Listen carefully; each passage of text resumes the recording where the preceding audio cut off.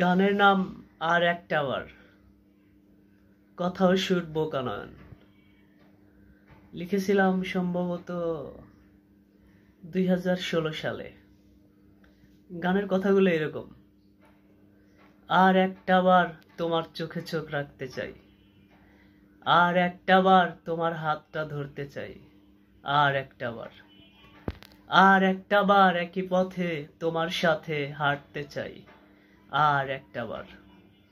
সুরে সুরে গাওয়ার চেষ্টা করছি।